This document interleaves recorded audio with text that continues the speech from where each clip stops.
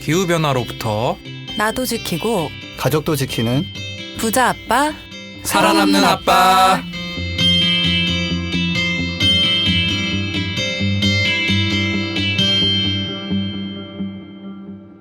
안녕하세요. 팟캐스트 부자 아빠 살아남는 아빠입니다. 기후변화로 급변하는 경제산업 구조 속에서 우리들의 가족도 지키고 재산도 지킬 수 있는 방법을 지금부터 알려드립니다. 네, 안녕하세요. 오늘 비 맞고 출근한 김나연입니다. 네, 안녕하세요. 전기차 태양광 치어리더를 맡고 있는 김지석입니다. 네, 오늘 코너가 없는 차윤탁입니다. 요즘 비도 산성비인가요, 이게? 아니요, 요즘은 그렇진 않을까요? 않아요. 아, 그래요? 아, 그래요? 예. 우리 어렸을 때는 산성비 얘기 되게 많았는데. 그래서 맞지 말라고 막 네. 그런 얘기 많았잖아요. 산성비는 이제 황 성분이 네. 그 올라갔다가 떨어지는 건데 그거는 좀 문제가 된다고 해가지고 이제 열심히 그 뭐 탈황 이런 거 들어보셨는지 모르겠는데 해가지고 맞아요. 제거를 많이 했어요. 네, 그래서 그 부분은 해결이 좀 됐고 그래서 환경 쪽 이렇게 배우면 성공적인 정책으로 그 해결한 그런 좋은 사례로 이렇게 얘기를 하고 있습니다. 그리고 이렇게 규제를 하면은 좀 바뀌는 거죠. 예를 들어서 오존층, 뭐 프레온가스 이런 것도 이제 프레온가스 안 쓰게 돼가지고. 예, 근데 한 가지는 네. 많이 줄었는데 네. 요즘 들어 슬근슬근 늘어나가지고 아 진짜요? 이게 어디서 나오지 하면 보니까 대강 몰래 쓰다가 걸렸구나. 그 그래서. 중국 쪽에서 네. 누군가 지금 쓰고 있는 걸로 나와가지고 그거 다시 잡아야 된다고 지금 하고 있습니다. 그러니까 많이 해결은 됐는데 약간 만들기가 쉬워요 그게 예, 오존층 파괴 물질이 스물스물 조금 다시 약간 나오곤 있다라는 거.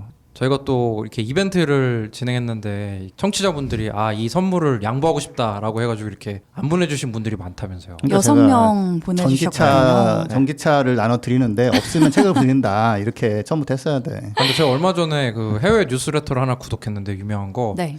테슬라 모델 3 또는 3만 달러 그 준다고요? 추첨 이벤트를 하더라고요. 그렇지 구독. 그런 걸 한 거야. 링크 좀 빨리 보내주세요. 그래가지고 구독을 했는데 그 정도는 해야 되나 봐 진짜로. 링크 보내주실 건가요? 저기 뭐 우리가 그거 대답 안 하셔. 아니 경쟁자 늘리고 싶지 않아. 그래 맞아요. 쌤이 하면은 제가 못 받을 수 있기 때문에 농담이에요. 나중에 보내드릴게요.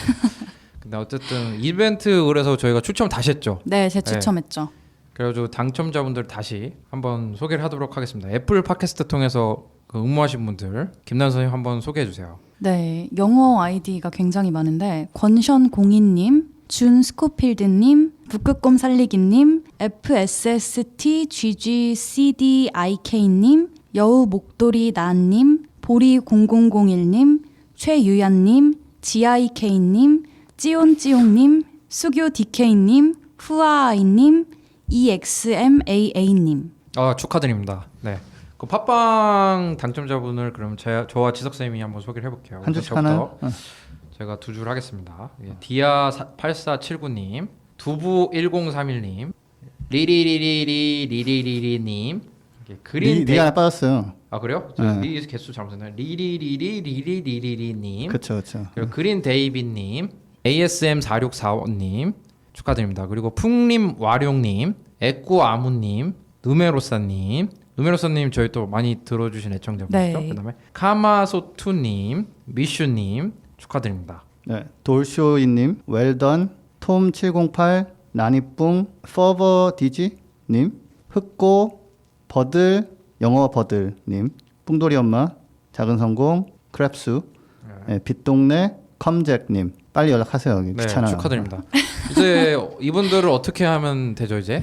이분들은 이제 2주 후죠. 7월 6일 월요일까지 이제 본인 확인이랑 경품 배송에 필요한 개인정보, 뭐 닉네임, 이름, 연락처, 주소를 GKR 이메일로 보내주시면 되는데요. 더 자세한 내용은 저희가 댓글로 안내를 드리고 있으니까 한번 확인해 주시면 감사하겠습니다. 네, gkr@greenpeace.org로 보내주시면 되는데 댓글 보시고 다시 확인하시면 되고 또 어떤 정보를 또 보내드려야 되나요? 저희가 책을 3권 알려드렸었잖아요. 네. 30번 곰, 날씨가 이상해요, 플라스틱 없는 삶. 이 중에서 이제 희망하는 책 1, 2순위를 같이 보내주시면 저희가 발송할 때 참고해서 보내드리도록 하겠습니다. 네, 좀 귀찮은 것 같지만 막상 이제 스마트폰으로 매일 앱 켜가지고 5분 금방이에요. 아니면 끝납니다. 에이. 네, 5분 아니면 끝나고.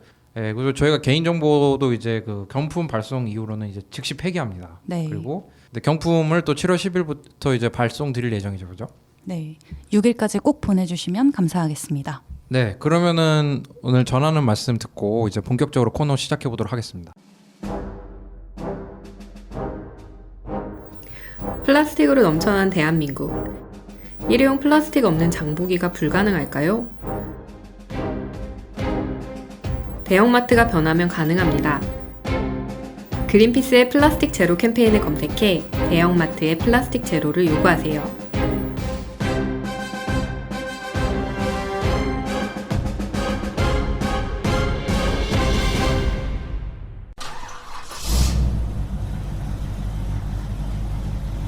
거리의 소리를 찾아서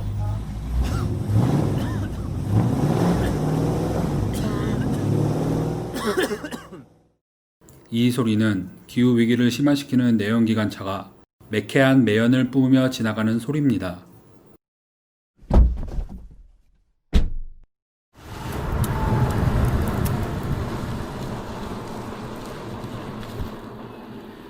이 소리는 지구를 지키고 내 지갑도 지키는 전기차에서 나는 소리입니다. 환경과 전기차에 대해 더 궁금하신 점은 그린피스 홈페이지에서 내연기관차 이제 그만 캠페인을 검색해 주세요. 네, 붓바살바 메인 코너죠. 주간 전기차. 오늘 어떤 소식 갖고 오셨나요, 김 네, 일단 지수님? 네. 부실하다는 제가 말씀을 듣고 좀, 어제 밤에 잠을 안 자고 제가 뭐 가끔 찾아봤습니다. 조금 가끔 코너가 부실하다라고 제가 처음으로 1년 만에 피드백을 드렸는데 진심이 느껴졌어요. 네. 그래서 김남 선생님이랑 김서 선생님이 약간 하는데 뭐 또 저희가 또 충실히 준비하는 것이 또 저희한테 도움이 되니까. 아, 그럼요. 그럼요. 들었는데 남은 거 네. 없으면 뭐야 그게.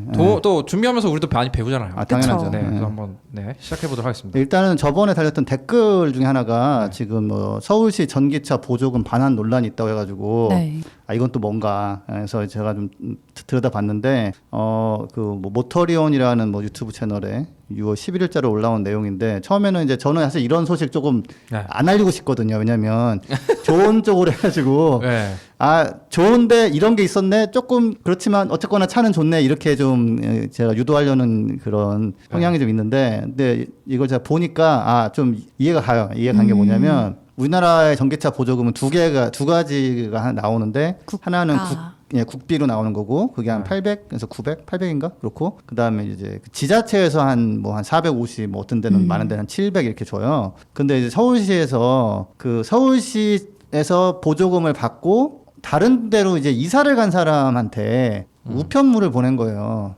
야, 서울시에서 타고 다니라 했지 누가 딴 데 타고 다녔냐? 돈 내놔 해가지고 예전에는 차주인이 차를 팔 때는 그 지역에서만 팔아라는 거 있었어요. 네. 서울시 보조금 받은 차면은 서울시 안에서 거래를 해야 된다든지. 근데 이거는 이제 주인이 그냥 어쩌다가 뭐 이사를 간 건데 네.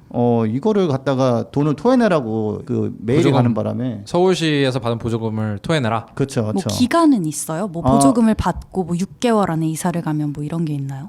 뭐 건성으로 들어서 유튜브를 근데 30% 그러니까 한 3개월이 지났으니까 네. 다는 안 줘도 되고 한 70% 내놔라. 이거는 조금 그냥 논란이 있을 수 있네. 370만 원 막 이러거든요 이게. 왜냐면 이걸 살 때는 이런 정보가 고지가 안 되지 않았을까 싶은데. 고지가 돼 있긴 돼 있을 것 같은데 이거는 조금 써 있긴 한데 아 그래요? 다 읽지는 않죠. 그걸 다 꼬치꼬치.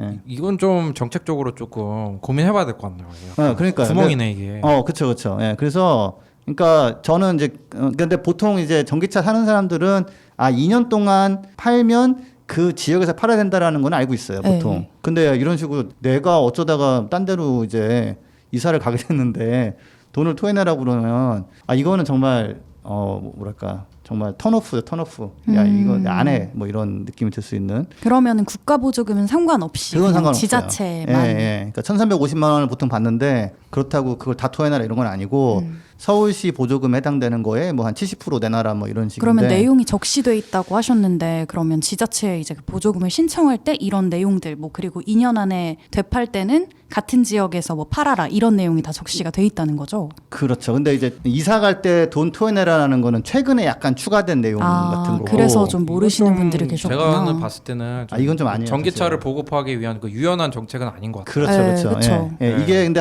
어떻게 보면은 대기 오염을 저감시키는 수단으로만 보기 때문에 우리 동네 안 다니면 우리가 이거 왜 줬냐 뭐 이런 건데 사실은 더 중요한 건 온실가스 문제란 말이에요. 그쵸. 그래서 뭐 서울시 보조금을 받은 사람이 딴 데 가가지고 이 전기차 문화를 전파하면 서울시가 굉장히 자랑스러워할 수 있는 부분인데 뭐 아무튼 그 행정적으로 지금 돈 토해내라고 보내버린 거니까 이런 부분 정말 좀 유연하게 좀 봐줄 필요가 있다. 근데 한 가지는 정말 기분 나빴겠지만 이제 다행스러운 거는 전기차를 처분할 때 그 중고 시세가 굉장히 좋아요. 네, 그래서 처분하신 분들 다들 이만큼 나와요, 막 이런 상황이기 때문에 뭐 이게 규정이 바뀌기 전까지는 이사 가셔야 되면은 눈물을 머금고 일단 차를 고가에 처분하시고 새로 하나 하신다거나 약간 좀 그래야 되는 상황인데 이게 답답한 건 이건 좀 바뀌어야 좀 됩니다. 진짜. 안타깝네요. 서울시 관계자분들 이거 들으시면 좀 유연하게 좀 해보세요. 좀. 이거 좀 문제를 좀 부각을 시킬 필요가 있을 것 예, 같아요. 이건 그리고 인정, 좀- 인정. 예. 제보 감사합니다 댓글. 네, 네. 이후에도 어떻게 되는지도 좀 네, 봐야 저도 될 것 한번 같아요.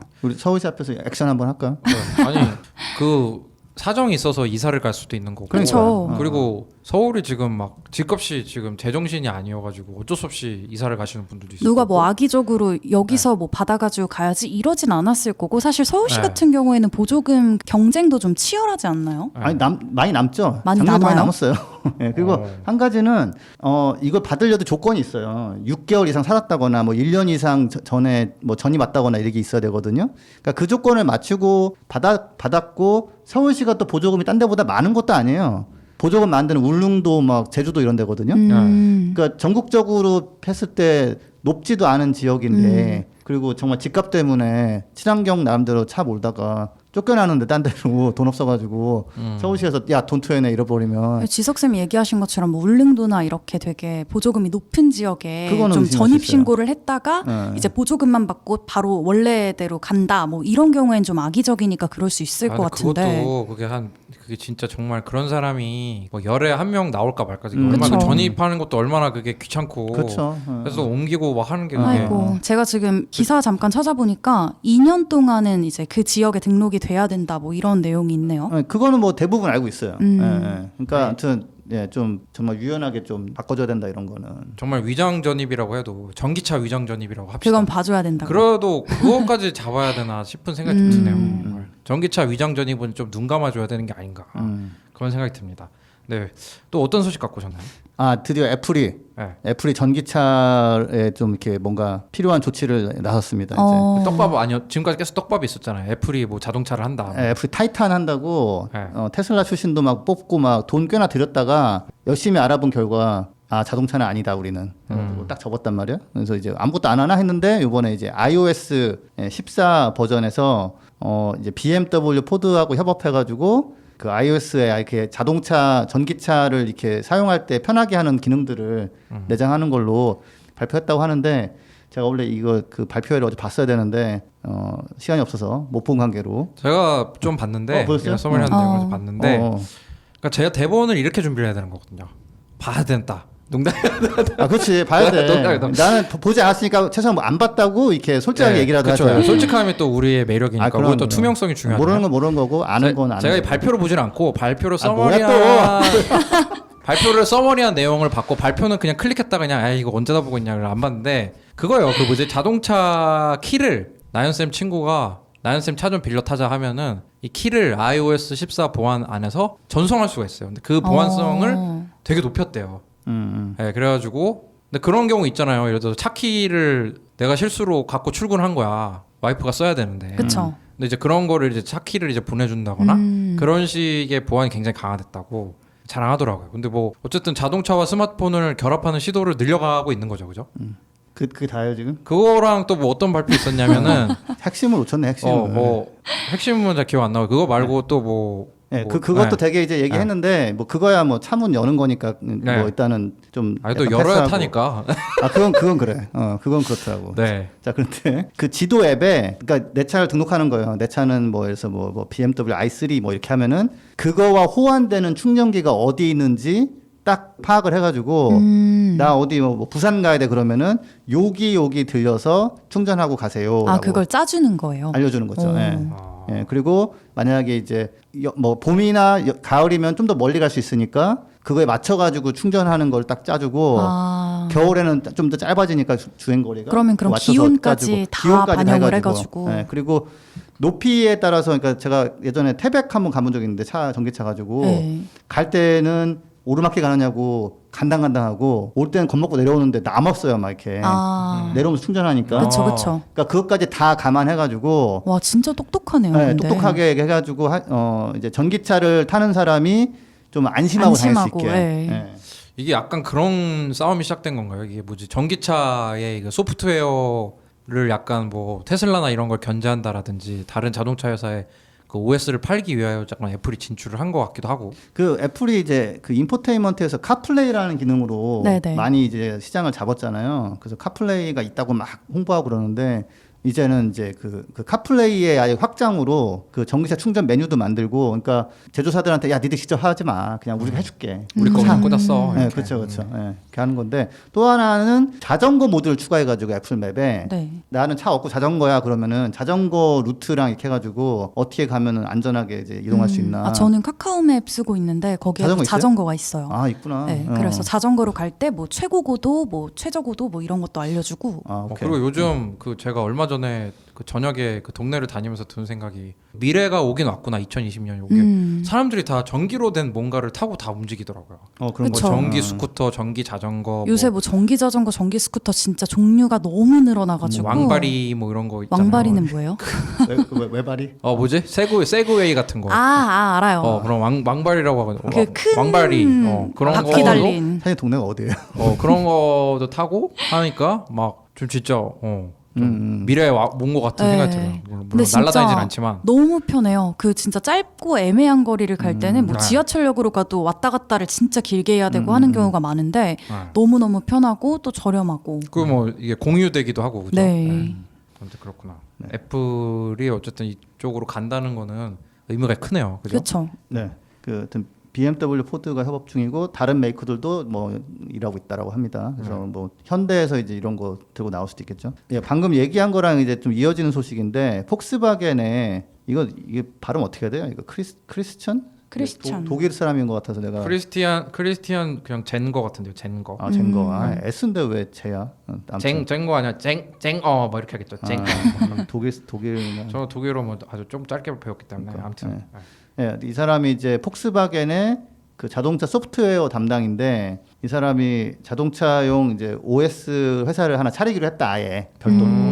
예, 또 차려가지고 지금 이제 너무 많은 수의 외부 업체에 뭐 요건 누구한테 저건 누구한테 의존하다 보니까 이게 이제 잘 이렇게 융합이 안 돼가지고 어려움이 있다. 그래서 아주 그냥 기깔난 거 하나 만들어가지고 폭스바겐 그룹의 모든 자동차에 깔 수 있게 포르쉐부터 이제 여기 폭스바겐까지 하려고 하고 아예 그냥 외부에도 팔겠다. 완전히 하나 만들겠다라고 이제 얘기를 했는데 이제 한 가지 재밌는 거는 이제 이거 설명회 할 때 기자들이 질문했는데 그나저나 그 ID3라고 그게 이제 소프트웨어가 문제 있어가지고 출시를 못 하고 있다는 소문이 있단 말이에요. 그래서 원래 좀 되게 기대하고 있었잖아요. 폭스바겐 전기차. 네. 근데 이제 출시가 늦어진 이유가 소프트웨어 문제라고 지금 얘기가 많이 나와요. 그래서 그건 어떻게 됐어요? 그랬더니 우리 회사는 아무튼 소프트웨어를 잘 만들기를 하고 싶고 새로운 플랫폼을 만들어서 미래지향적인 사회로 나갈 거고 지속 가능성과 사회 동문서답. 뭐 이런 식으로 한 30초 얘기했대요. 그래서 답변을 피했다고 그러는데 위기관리 교육을 좀 받은 분이네. 그렇죠. 이런 거 필요합니다. 그래서 결국에는 잘 안 풀려서 일단 하나 만들려고 했는데 맘 잡고 만들려고 하는데 조금 이제 좀 흥미로운 점은 사실 소프트웨어는 일단은 현재로서는 이제 실리콘밸리나 이런 미국 쪽이 좀 강한데 네. 독일에다가 회사를 만들겠대요. 그래서 근데 이런 게 제가 예전에 보니까 지금 프랑스 정부가 르노에 지금 구제 금융을 주는데 조건이 핵심적인 개발 활동 같은 거를 프랑스에서 해라라고 얘기를 했어요. 그렇죠. 일자리 창출 이런 것 그렇죠. 때문에. 일자리 창출. 그래서 지금 독일에서는 좀 아무튼 이제 해결을 해야 되는데 아예 그냥 우리나라에서 하는 수밖에 없다 해가지고 원래 그 실리콘밸리에 뭐 센터 만들고 했는데 뭐 거기서 안 하고 독일에서 만들겠다고 하고 그러니까 이런 게 이제 어떻게 보면은 당장은 폭스바겐이 좀 깝깝할 수 있을 거예요. 뭐 진짜 재능 있는 프로그래머들은 미국에 있는데 근데 이제 뭐 일자리 창출을 생각하면은 독일에 사는 게 맞죠. 그래서 독일이 또 그래도 유명한 그런 프로그램 독일 거 많거든요. 우리 그런가요? 의에서 쓰는 뭐 SAP 같은 거 있잖아요. 네. 유명 그 인사관리 그거 독일 거로 알고 있어요. 제가 알기로. 그 약간 뭐지 CAD 같은 것도 뭐 하나 있는데 유명한 거. 하여튼 독일이 소프트웨어를 잘 만들긴 하는데 약간 그 애플이나 이런 뭐 UI가 좋고 이런 거는 저도 잘 많이 보지 못한 것 약간 같아요. 산업용 관리용 뭐 이런 거는 좀 잘 만드는 것 같고 어쨌든 뭐 애플도 그렇고 폭스바겐도 그렇고 이 전기차로 인한 소프트웨어 시장을 계속 키우는 거죠, 그죠? 그리고 그쵸. 이게 자율주행이랑도 연관이 있고 그런 거잖아요. 다. 네. 다음 소식도 부탁드립니다. 예, 다음 소식은 이제 리프트라는 회사 들어보셨나요? 리프트. 저는- 이거 우버의 경쟁자 그거 아니야? 그렇죠. 예. 예. 미국 라이드 헤일링 서비스에 그러니까 어디서 부르면 와가지고 태워다 주는 거. 그렇죠. 온디맨드 서비스. 네, 거기 뭐 시장 수요의 한 28% 뭐 잡고 있고, 네. 우버 다음으로 있는 데인데, 그러니까 제가 알기로는 리프트가 뭐 우버가 진출한 다른 나라에서는 리프트가 1등인 경우도 좀 있고 뭐 그런 걸로 알고 있어요. 근데 이제 한 뭐 644개 정도의 도시에서 미국에서 하고 있고, 뭐 캐나다에서 12개 하고 있고, 뭐 이런데 좀 재밌는 거는 작년에 돈 좀 버나 했더니 27억 달러를 손실을 봤더라고요. 매출이 36억 달러인데 손실이 27억 달러야. 근데 회사의 주식은 올라가지고 가치는 56억 달러까지 올랐고, 아무튼 약간 이제 이해가 안 가는 상황인데, 어떤 리프트가 이제 지금 2030년까지는 우리 회사 차는 전부 다 전기차로 하겠다. 아, 그러니까 회사 그 우버처럼 자기 차만으로 하는 게 아니라 그 회사 차도 리프트로 있어요. 예. 돈 버는 그런 그분들도 기사분들한테 포함. 회사 차를 제공하는 경우도 있나 보네요, 그죠? 네, 그런 것도 있고, 그다음에 이제 2026년부터는 늦어도 그때까지는 전체적으로 이렇게 구입해서 차를 뭐 운영하고 충전하고 수리하고 하는 비용 다 합쳐서 휘발유 차보다 더 싼 전기차를 어쨌거나 우리가 살 수 있게 해가지고 뭐 리프트를 통해서 그 드라이버들이 뭐 차를 구매해가지고 전기차를 구매해서 어쨌거나 리프트를 부르면 2030년부터는 전기차만 오는 걸로. 하는데 여기서 한 가지 또 이제 우리가 또 풋바사이바의 디테일이 또 살아있는 방송이잖아요. 그래서 이런 걸 강조하면은 없다는 얘기. 감동받아가지고 감동받았어요. 그래서 제가 약간 준비했어요. 그래서 우리 보통 이렇게 공유 서비스 하면 네. 뭐 무조건 막 좋은 것처럼 얘기하는데 실제로 이제 그 데이터를 보니까 그냥 내가 차가 있으면 내가 A부터 B까지 가면 되는데 내가 차가 없으니까 부르잖아요. 맞아요. 부르면은 가까운 데서 온다지만 어쨌거나 와야 되잖아요. 그래서 그걸 다 합쳐버리니까 평균적으로 온실가스가 한 70%더 나온다는 거예요. 70%. 저도 이거 관련돼서 통계 본 거 재밌는 게 그 차량 공유가 그게 나라마다 다르겠지만 네.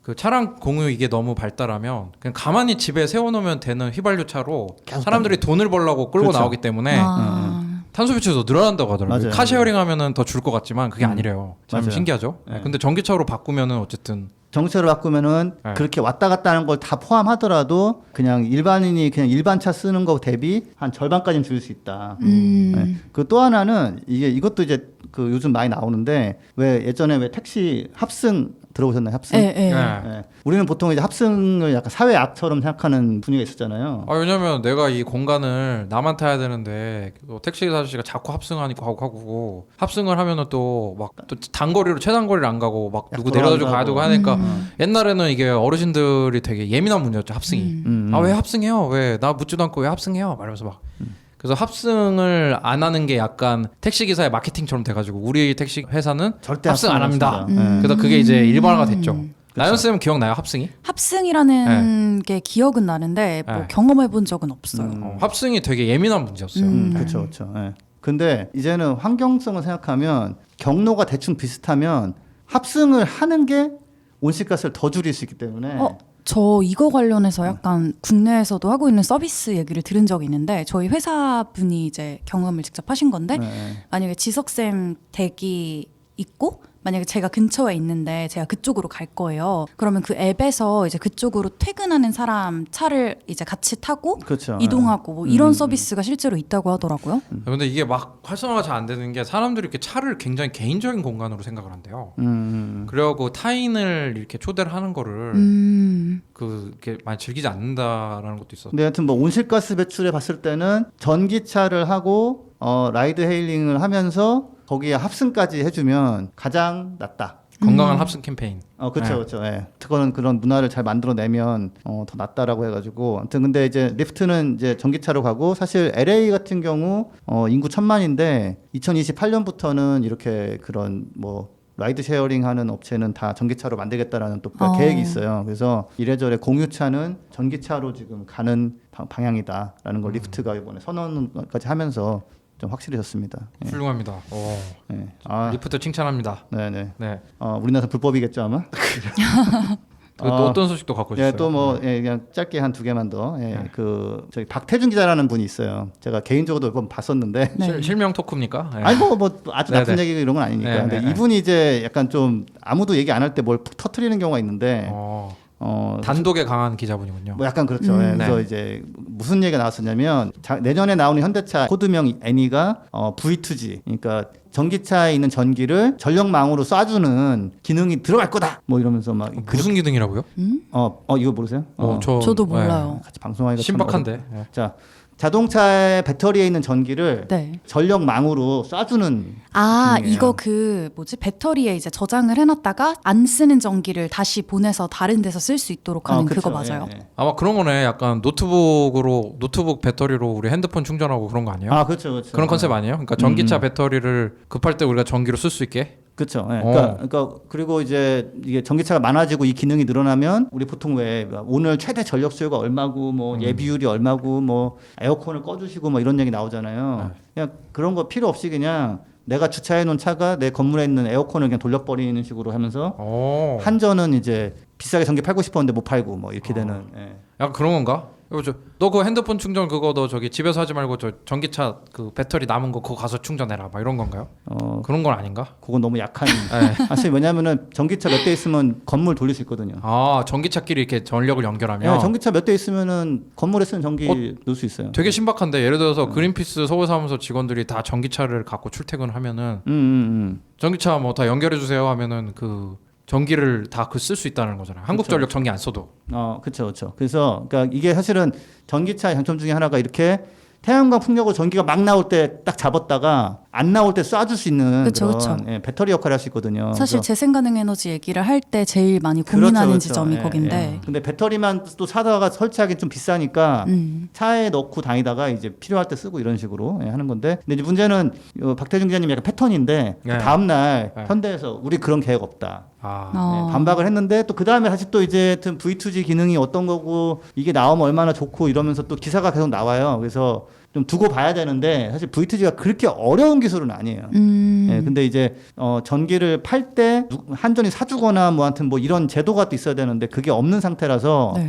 내년에 나올지 안 나올지 모르겠지만 하여튼 이 전기차와 그 V2G 기술의 이 결합은 사실은 그 맨날 그 재생에너지 뭐 태양광 풍력 그 들쑥날쑥한데 어떻게 할 거냐 뭐 이거에 이렇게 뭐랄까 굉장한 솔루션이 되기 때문에 한번 기대를 해볼 수는 내년에 있겠다. 나왔으면 좋겠네요. 나왔으면 현대차가 좋겠어요, 내년에 저도. 예. 짜잔 이렇게 공개를 하려고 그럼 했는데 그거, 미리 공개를 해서 반박하신 게 아닐까. 그럴 수도 있죠. 그럴 수도 있죠. 뭐 제가 봤을 때는 이 기자분이 분명 어디서 듣긴 들었을 거예요. 그쵸. 근데 현대차 입장에서는 지금 공개할 그게 아니니까 우선 부인한 것 같은데 이렇게 되면은 한국전력은 앞으로 진짜 많이 변해야겠네요. 그렇죠. 그 한국전력은 이제 전기차랑 멤버십 해가지고 네. 그래 우리가 사고 팔아주는데 우리 조금 커미션 좀 줘 뭐 이렇게 이런 식으로 아마 뭐 가야겠죠. 근데 이제 그걸 좀 싫어하죠. 왜냐하면 자기 발전소 돌려가지고 그냥 막 팔아먹고 싶으니까. 그래서 물론 이제 한전이 안정적이긴 해요 전기가. 근데 이제 CO2가 너무 많아. 그래서 이제 그걸 바꿔야 되는데. 아무튼 지켜보시죠. 예. 그리고 아무튼 재생에너지에 대해서 이렇게 반박 나올 때 전기차가 커플링이 되면서 이게 좀 해소가 되는 부분이 많이 있을 수 있다라는 거 좀 강조드립니다. 네. 신박한 기능이네요. 네. 그리고 근데 이 기능이 옛날에 그 우리 닛산 리프라고 지금 있어요, 사실. 어. 있어요. 예, 있고 일본에서는 그 기능을 쓰는 차가 한 6, 7천 대 정도 있대요. 오, 꽤 제가 알기로 되네요. 그 닛산 리프 한국 유튜브 광고를 봤는데 막 이제 시골 같은데 산 같은데 전기차 타고 가서 거기 계시는 막 노인분들한테 최신 영화를 보여줄 때 프로젝터 이런 거를 전기를 닛산 리프에서 꽂아 그 연결해 갖고 와서 보여주고 그게 광고였어요. 근데 뭐 어쨌든 닛산 철수하잖아요, 그죠? 한국에서는. 네, 그러니까 일본에서 이게 왜 활성화됐냐면 지진 난 다음에 네. 전기가 끊겨가지고 소형 주택에서 네. 그 전기가 급할 때 이거 쓸 수 있으니까 약간 재난용 기능으로 넣어놓은 거예요. 근데 아직 다른 나라는 그런 거는 좀 니즈가 없어가지고 근데 지금 기술이 어렵진 않아요. 어렵진 않습니다. 이거. 알겠습니다. 좀 짧게 분명히 현대차는 수소차로 막 한다고 많이 알려져 있는데 네. 정의선 부회장인가요? 회장인가요? 부회장. 부회장. 회장이 되실 부회장님. 그래서 네. 구광모 또 이분도 또 LG 부회장인가요? 또 회장이에요 이분. 이분 회장이에요. 예. 구광모 회장님이죠. 그리고 정의선 부회장님. LG화학 충북 오창 공장에서 만나서 이제 악수를 하면서 이렇게 하는 사진이 올라와서 딱 이것만 봐도 대충 감이 오네요. 무슨 그렇죠. 내용일지. 배터리 좀 더 만들어 달라 이거겠죠. 이런 회동을 근데 요즘 뭐 SK도 만나고 정의선 부회장. SK도 만날 거라는 지금 얘기가 있어요. 어. 그러니까 일단은 삼성 만났고 SDI 배터리 뭐 전고체 배터리 이런 거 얘기했죠. 네. 그다음에 이제 LG화학 만났고 이제 SK도 이제 만나지 않겠냐. 그래서 어젠가 나온 기사 하나는 전기차를 위한 짝짓기를 뭐 했다는 뭐. 아 그래서 오늘 지석 쌤이 그 짝짓기 이렇게 쓰신 거구나. 아니, 근데 그게 내가 봤을 때는 이슈는 이제 재벌들끼리 만났는데 이슈가 된 건데 제가 봤을 때는 그냥 정의선 부회장님이 그 뭐야 업체 비딩 다니셨네. 아 뭐 배터리 근데 배터리 어디에서 수급을 받을까? 어디 배터리가 우리한테 좀 싸게 줄지 한 군데씩 다 만나고 있는 거네. 자, 근데 여기서 네. 이제 그럴 수도 있고 근데 동시에 사실은 전기차가 지금처럼 수요가 늘어나 버리면 네. 배터리를 어쨌거나 이제 주는 사람이 또 일시적으로 갑이 될 수 있거든요. 지금. 좋은 배터리 그게 없으면 뭐 제조를 못 하니까. 그렇죠. 그러니까 약간 경쟁도 시키지만 또 한편으로는 우리 물량 좀 확보해줘. 그 GM에 너무 주지 말고 뭐 이런 것도 해야 되기 때문에 좀 흐뭇한 거는 그 폭스바겐 이런 데 전기차를 하지만 전기 생산하는 업체가 없어요. 유럽 내에 별로 없어요. 그래가지고 결국은 이제 LG나 이런 데다가 이제 협력 요청하는데 중국 CATL이나 우리나라는 그냥 로컬에서 만나서 우리 동네에서 그냥 좀 같이 해봅시다 이렇게 역시 하면은 기술력을 갖춘 이렇게 한 나라 안에서 전기차를 제조할 수 있는 모든 기술력을 갖춘 게 좀 어렵다는 거죠. 없어요. 예. 그리고 진짜 LG화학 같은 데도 올해 1분기였나요? 배터리 점유율 일시적으로 1위 찍기도 네, 네. 찍기도 하고 네. 그다음에 뭐 지금 뭐 들리는 풍문이긴 하지만 뭐 파나소닉을 인수한다. 아 맞아요. 파나소닉을 그런 산다 얘기도 만다 뭐 말이 있더라고요.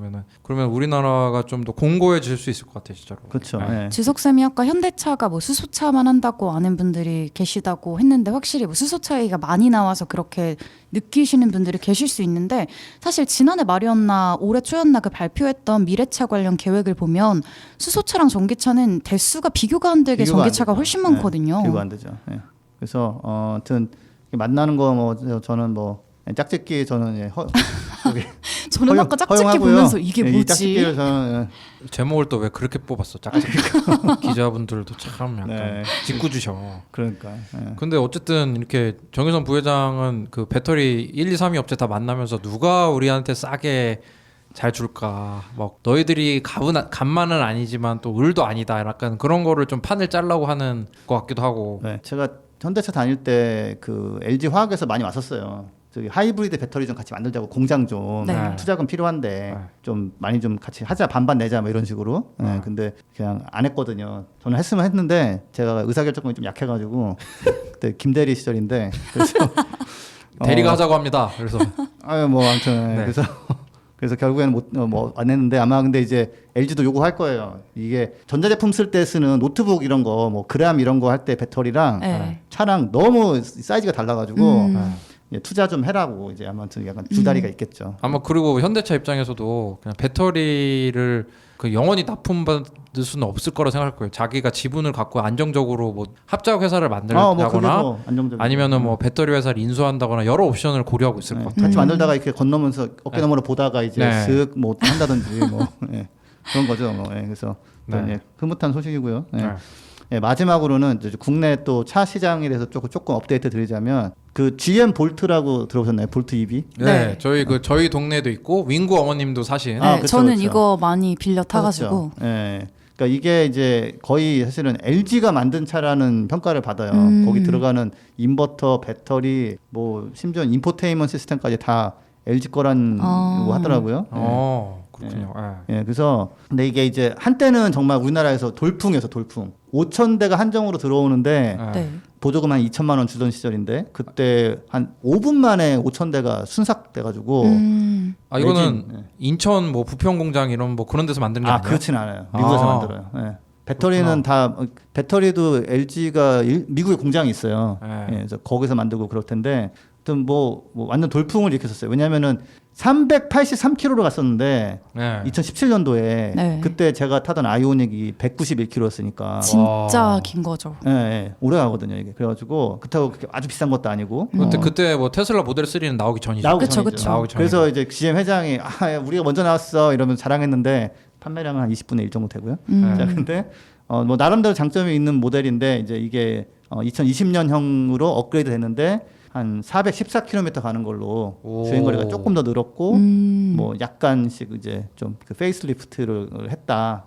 근데 그 가격대가 테슬라 모델 3보다는 좀 싼가요? 싸요. 저렴하죠. 한 800에서 한 1000 정도 싸요. 그 가격 차가 꽤 크네요. 네, 오늘은 정치 소식은 여기까지입니다. 지난 한 주의 전기차 정말 충실한 소식. 진짜. 네, 감사합니다. 네, 감사합니다. 그럼 우리 전하는 말씀 듣고 다음 코너 시작해 보도록 하겠습니다. 이 방송은 여러분의 소중한 후원으로 만들어집니다.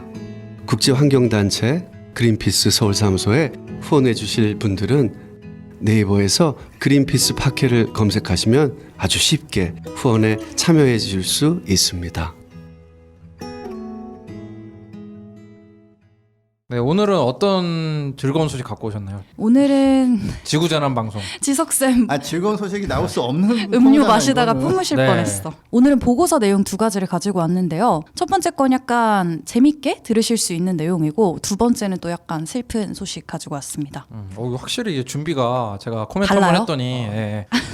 진심이 느껴졌거든. 제가 오늘부터 이제 장마가 시작됐잖아요. 네. 비가 정말 장난 아니게 내리던데 이게 딱 오늘 발표된 보고서예요. 대본 준비를 안 하다가 오늘 아침에 아닙니다. 분약했다. 네. 추가를 했죠. 네. 이제 앞에. 아니, 보고서 두 개를 가져오고 너무 이거 장난 아닌데요, 진짜 이제. 장난 아닌가요? 네. 내용은 짧게 가도록 하겠습니다. 네. 이 현대자동차 그룹 계열사 중에 이제 이노션 월드와이드라고 있잖아요. 네, 종합광고 대행사. 네, 여기서 이제 발표한 빅데이터 분석 보고서인데 이름이 지속 가능성을 넘어 생존 가능성으로예요. 이제 지속 가능성이라고 우리가 많이 얘기를 하잖아요. 기후위기 대응을 얘기할 때 그걸 넘어서는 뭐 그런 보고서다라는 건데 이제 지난해 5월부터 올해 4월까지 1년 정도를 주요 SNS 같은데 뭐 블로그, 카페 이런 데 데이터를 이제 다 모아가지고 분석을 한 거예요. 근데 이제 환경 문제에 대한 이제 온라인 버즈 검색량이 다 같이 증가를 해서 약 3만 4천여 건이래요. 지난 1년 동안 관련해서 언급된 게. 그래서 크게는 세 분류로 나눠볼 수가 있는데 첫 번째가 기후변화, 두 번째가 대기오염, 세 번째가 쓰레기 처리라는 거예요. 근데 쓰레기 처리는 우리가 그냥 대충 예상해보면 나오죠. 플라스틱 뭐 이런 거. 네. 플라스틱, 뭐 리사이클링, 업사이클링 뭐 이런 내용이었고 제가 되게 좀 유의미하게 살펴본 건 기후변화 그리고 대기오염 쪽이었어요. 이제 기후변화 관련해서 언급이 됐던 것들이 온난화 그리고 농업 그리고 식량 이 순서였는데 기후변화랑 관련 있는 키워드가 네, 저희가 늘 좀 얘기를 했었잖아요. 네, 그렇죠. 그래서 저는 좀 기후변화에 대한 관심이 높아졌고 또 그에 대한 대안이 이렇게 주목받고 있다는 게 사람들이 이제 이 문제를 되게 지금의 문제라고 인식을 하고 또 그에 대한 대응 방안을 고민하고 있다는 걸로 좀 해석이 가능하지 않을까라는 생각이 들더라고요. 이노션이 검색한 이 데이터에 SNS 데이터에 그린피스 SNS도 당연히 포함이 돼 있을 거니까 네, 그렇죠. 이렇게 환경 얘기 많이 하는 데는 그린피스 SNS밖에 없잖아요. 저희도 그린피스- 한몫했겠죠? 그린피스 얘기를 많이 해주는 인플루엔서가 누군가 봤더니 그냥 그린피스 채널이더라고. 혹시 다른 분이 있을 줄 알고 찾아봤는데 2위는 없었나요? 2위는 현저한 격차에서 2위가 있고 어쨌든 이 농업과 식량에 관련돼서도 우리 얘기 많이 하니까. 그죠? 네, 맞아요. 좀 아쉬운 거는 기후변화 관련해서 온난화, 농업, 식량으로 가고 온난화에서 에너지가 안 나왔다는 게 좀 아쉽네. 근데 그렇죠. 네. 이 아쉬움을 보완해 줄 게 대기오염에 있었어요. 대기오염 관련해서 언급이 많았던 게 진행 잘한다. 미세먼지 그리고 두 번째가 자동차 그리고 세 번째가 에너지. 저는 사실은 뭐 미세먼지, 초미세먼지, 중국 뭐 이 정도로 나올 줄 알았는데 되게 이런 친환경차에 대한 관심이 높았다는 게 이제 친환경차가 대기오염을 해결할 수 있는 수단이라는 걸 인식하고 있다는 걸로 좀 해석을 할 수 있지 않을까 싶었고. 근데 이게 이러면서 이제 LPG 자동차가 치고 들어오거든요. 우린 대기오염 없다 이런 식으로. 실제로 LPG 자동차로 학원차들이 많이 바꿨어요. 애들 타는 학원차가 거기 그렇게 써 있어요. 미세먼지 없는 LPG 차 이렇게 써 있어요. 이게 그 연령별로도 근데 검색량이 또 달랐더라고요. 그래서 20대가 전기차에 대한 검색량이 되게 높았고 40대가 수소차에 대한 검색량이 높았다고 하더라고요. 그게 이제 현대자동차 같은데 보면 수소차 광고 같은 경우 네, 많이 하니까. 뭐 주요 3사 방송국 메인 뉴스 전에 항상 틀어주고 하니까 아무래도 그런 면에서 인지도 그 좀 수소차를 우리 그러니까 40대잖아요. 네. 생각나나? 그러니까 그 40대들은 한 20대 때 꿈의 자동차, 수소차가 언젠가 되면 대박 난다 이런 식으로 보고 자란 게 좀 있어요. 예. 근데 좀 정정하자면 저는 아직 40대는 아닙니다. 아직 아니야? 아직 아니다. 진짜? 네. 나한테 왜 이렇게 이런 식으로 하지? 네, 저는 이제 조금 더 보고 싶었던 거는 자세하게 부럽다 젊음.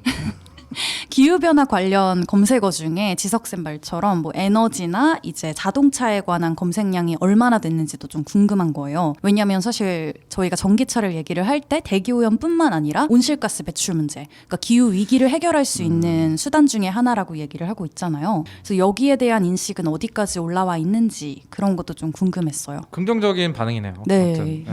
아, 좀 아쉬워요. 아까도 왜 그 서울시 보조금 얘기했지만 네네. 자꾸 그 전기차가 미세먼지 해결책도 되긴 되는데 거기에 묶이다 보니까 정책에서 조금 아구가 안 맞는 느낌이 좀 있어요. 그러니까 서울시 담당자분들 듣고 계시면 이거는 꼭 좀 좀 청와대 쪽. 예. 초미세먼지도 진짜 분명 중요한 이슈긴 네. 하죠. 당연히 중요하죠. 그 예. 조기 사망자를 발생시키죠. 그쵸. 네, 그럼요. 그런데 사실 그거보다는 이제 조금 또 그 기후 변화, 지구 온난화가 더 훨씬 더 큰 스케일의 문제인데 네. 약간 그거를 전기차와 연관돼서 예, 사람들이 많이 연관이 조금, 생각하면 좋을 것 같습니다. 우리가 더 분발해야 될 것 같습니다. 네. 또 어떤 소식 갖고 오셨나요? 그 다음 소식은 이제 미국에서 발표된 보고서인데 현지 시각으로 지난 18일에 나온 거예요. 그래서 얼마 안 됐는데 미국 의학협회 월간학술지에서 이제 대기오염과 열 노출이 미국 내 조산과 저체중 출산, 사산에 미치는 영향에 관한 체계적 검토라는 이름의 보고서를 냈어요. 근데 제목을 이제 들어보시면 내용이 대충 쫙 감이 오시죠? 네. 그래서 길게는 가지고 오지 않았는데 딱 이게- 그냥 한 줄로 줄이면은 그러니까 대기 오염이랑 그 더워지면은 네. 임신했을 때 조산 금방 아이를 낳는 그런 네네. 경우 많이 발생한다는 거죠. 맞아요. 그리고 저체중 출산도 있을 수 있고 사산도 있을 수 있다라는 건데 이 보고서가 뭐 따로 이렇게 연구를 쫙 진행을 한 건 아니고 2007년부터 이제 지금까지 미국 안에서 이런 높은 기온 그리고 대기 오염 관련해서 출산에 미치는 영향을 분석한 그런 연구들을 이제 종합해서 메타 연구를 한 결과를 모아놓은 거예요. 간단하게 내용을 살펴보면 조사 대상 연구 중에서 4건의 연구에서 고온이 이제 조산 위험을 8.6%에서 높게는 21%까지 높이는 것으로 나타났다는 거예요. 그러면 뭐 거의 그거는 5분의 그렇죠. 1이잖아요. 네. 그리고 또 2건의 연구에서는 출산 직전주에 그 기온이 1도 상승했을 때 그 시기가 5월에서 9월이면 사산할 가능성이 6%가 높아졌다고 해요. 5월에서 9월이 좀 더운 주니까 네. 북반구 미국. 네. 근데 내가 출산하기 직전주에 온도가 1도가 오르면 근데 이건 너무 흔하게 일어날 수 있는 요즘 뭐 네, 현상이잖아요. 흔히 일어나는 거죠 거의. 뭐. 그리고 또 대기오염 관련해서 내용을 좀 살펴보면 한 건의 연구에서는 임신 마지막 3개월 동안 대기오염에 노출될 경우에 사산 위험이 무려 42% 높아지는 걸로 나타났다고 해요. 거의 절반이죠. 아 이거 제가 이거 듣고 무슨 생각이 드냐면 네. 요즘 그 코로나가 있는데 이제 폭염이 또 겹치잖아요. 네. 그렇죠? 그럼 내가 이게 진짜 몸에 열이 나는 건가? 내가 혹시 코로나 걸렸나? 저도 그 생각해요. 온도 멀쩡한데 더워서 그렇구나 막 이렇게 하는데 와 이것도 옛날에 어르신들이 막 가끔 그런 얘기 했었어요. 옛날에 그 우리가 무지하던 시대, 과학이 없던 시대 이렇게 몸이 추우면은 뭐 아들이고 몸이 따뜻하면 뭐 딸이다 뭐 그런 뭐 얘기 있었는데 그런 거는 진짜 완전히 그냥 우스갯소리고 네. 이제 온도가 1도 올라가면은 조산해 버린다라는 거는 와 이거는 근데 그 임신 출산하니까 생각나는 게 그 바다 거북이 같은 네네. 경우 그 알이 부화할 때 그 온도에 따라서 수컷이 줄어들고 암컷이 굉장히 늘어나는 게 있거든요. 우리 한번 다뤘었던 거예요. 네. 네, 초창기에. 그래서 그 어르신들 많이 나중에 봤나? 번식이나 이런 아니, 뭐 쪽으로 약간 그럴 수도 있어요. 진짜로. 네, 근데 그 어른도 뭐 1도, 2도에 되게 힘든데 정말 이 뱃속에 있는 조그만 얘네들은 진짜 얼마나 힘들겠어요. 이 변화가 별거 아닌 것 같아도 힘든 거예요. 이게. 그래서 네. 이게 이제 사람들 약간 오해하는 게 그런 연구가 나왔어 하나? 이게 아니라 2007년부터 지금까지 나왔던 한 거의 60개 가까운 논문을 종합한 결과 네. 이렇게 나온 거라서 이러니 정말 어떻게 보면은 공기 안 좋고 이러면 어떻게 보면 본능적으로 정말 내가 애를 낳아야 되나 뭐 이 생각이 드는 게 그쵸. 잘못하면 애가 가거든요. 이게. 그리고 심플하면 아이가 너무 더우니까 빨리 나와야겠다, 살기 위해서 나와야겠다, 그래서 조산하는 거 아닌가 싶기도 한데. 뭐 그것까지는 알겠지만 뭐 약간 호르몬이 뭐 어떻게 작동하는지 모르겠지만. 그 아무튼 이게 상황이 살아있는 사람도 힘들지만 아직 안 태어난 사람들은 그냥 못 태어나게 되는 수준까지 왔다. 좀 이게 좀 심각하다. 더 이게 좀 더 이게 확실히 공고히 되면은 네. 임신 시기 같은 경우도 여름에는 애를 안, 그러니까 5월에서 피하게 되겠죠. 아무래도. 5월에서 9월이 아예, 생일인 애들이 이제 없어지는 거지. 그럴 수도 있죠. 왜냐면 그때는 위험하니까. 왜냐면 이 성인도 이 고온에 얼마나 취약하냐 지석쌤이 이런 얘기를 해주셨는데 실제로 그 임신한 여성이랑 또 발달하는 태아한테는 그게 너무 치명적일 수 있는 거잖아요. 그래서 이 연구를 진행한 분이 이런 얘기를 했어요. 이미 태어날 때부터 신체 건강 자체가 되게 약한 세대가 이제 나타나고 있다. 근데 저희가 그런 얘기 많이 했었잖아요. 기후위기가 이제 뭐 정신건강, 전염병, 호흡기 질환 이런 데에 다 영향을 미칠 수 있다고 했는데 정말 이런 질환을 떠나서 이제 태어날 때부터가 이렇게 힘들어지는 게 너무 안타까운 거죠. 조산이 늘어나면은 그 조산을 위한 그 보험료라든지 네. 뭐 병원비라든지 그런 게 또 만만치 않게 들어가기 때문에 그렇죠. 그러면 그것도 이제 세금 부담이나 이런 게 확 늘어날 수밖에 없는 거잖아요. 그렇다고 우리가 뭐 출산을 확 줄일 수는 없고 어쨌든 경제 활동 인구는 계속 있어야 되는 건데 조산 돼버리면은 진짜 또 국가도 부담이고 가정도 부담이고 또 부모님들은 뭐 걱정 또 많이 될 수밖에 없고 그렇죠. 어렸을 때 이렇게 아프면은 막 평생 걱정이 되잖아요. 참 안타깝습니다. 네, 좀 그렇네요. 네, 네. 알겠습니다. 네, 오늘 충실한 그 보고서 2개나 갖고 오신 김남 선생님 감사합니다. 그러면 전하는 말씀 듣고 방송 마무리하도록 하겠습니다.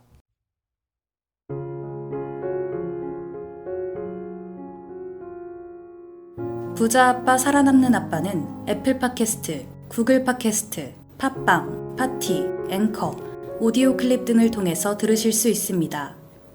방송에 대한 의견이나 참여를 원하시는 분들은 gkr@greenpeace.org로 메일을 보내주시면 저희가 정기적으로 확인하겠습니다. 부자 아빠 살아남는 아빠.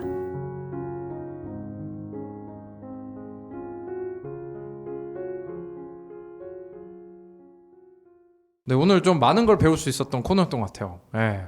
갑자기 분위기가 좀 숙연해진 것 같아서 제가 좀 그러니까 이게 우리가 재밌게 하려고 막 농담도 하고 그러지만 네. 아까 같은 통계나 이런 거 보고 나면 뭐 농담 따먹게 하고 그럴 수 있는 기분이 그쵸. 안 나니까 그럴 수 있는 주제도 아니고 근데 진짜 이제 이런 게 나왔으니까 정말로 무슨 뭐 보건복지부 맞나? 하여튼 거기 맞아요. 네. 네, 그런 데서 이러이러하니 가족을 좀 새로운 가족을 계획할 때 요때 그런 뭐 임신은 피하시던가. 그렇네. 예, 그리고 권고 지침이 나와도 좋을 것 같네요, 예, 진짜. 예, 그리고 안 그래도 저출산인데 네. 그렇죠. 예. 그리고 그래서 정말 그러니까 우리가 과학적인 데이터가 나왔을 때 무시해 버리면은 트럼프처럼 그 코로나 창궐되는 거고 그거 나왔을 때 그걸 가지고 활용해서 뭔가 대비를 하고 대책을 추진하면은 좀 나아지는 거잖아요. 그래서 일단 붓바살바 시청자분들이라도 이걸 아시고 그다음에 보건복지부에 한번 건의도 해보시고 네. 저희도 더 알리도록 해야 될 것 같습니다. 약간 막 그런 거 생길 것 같아요. 약간 강원도 원정 출산 이렇게 약간 좀 시원한 데 가가지고 좀 있다가 애 낳고 온다거나. 그게 과학적인 거죠, 사실. 그러니까 조산 위험을 낮추기 위해서. 저희 옛날에 뭐 그런 얘기 했었잖아요. 강원도 고랭지 농업하는 그런 데 땅 사놓을 거라고 이런 얘기를 막 했었었는데 네, 근데 이제 강원도에도 막 지금 사과 열리고 막 그러는 네. 하는데. 와. 이게 지금- 진짜 안전지대가 없어지는 게 아닌가. 예, 그 시원한 곳에서 노후를 보내라고 이렇게 약간 강원도 쪽에 네. 실버타운 만들고 이런 건 제가 광고를 본 적 있어요. 보면서 와 벌써 캐치한 사람도 있구나. 근데 이제 어떻게 보면은 왜 애기 낳고 조산원, 조리원, 산후조리원을 저도 그 생각했어요. 예, 내지는 아무튼 뭐 임신 뭐 이렇게 마지막 한 달 정도는 그쪽에 가가지고 좀 시원하게 있다가 건강하게 출산하고 돌아온다든지 뭐. 조산 위험을 낮추는 뭐 동막골 산후조리원 이런 거. 또 산후조리원에서 또 만난 동기애가 두텁거든요, 여성분들은. 굉장히. 부동산 정보도 주고받고 전기차 정보도 주고받고 아무튼 네. 아무튼 알고 아무튼. 해야 되는 그렇죠. 상황입니다. 모르는 씁쓸합니다. 것보다는 알고 네, 네, 대응을 그럼요. 하는 게 중요하죠. 오늘 하여튼 그 충실한 소식 두 분 감사하고요. 다음 주에도 좀 더 이런 재밌는 소식 많이 부탁드리겠습니다. 네, 그래서 마지막으로 팟빵 뮤직에서 신화 쓰는 앨리스님이 부르는 발명가의 이별 노래 듣고 마무리하도록 하겠습니다. 오, 신화 쓰는 앨리스 노래 제목도 발명가의 이별. 좀 멋있다. 한번 들어보고 싶네요. 네. 감사합니다. 감사합니다. 감사합니다.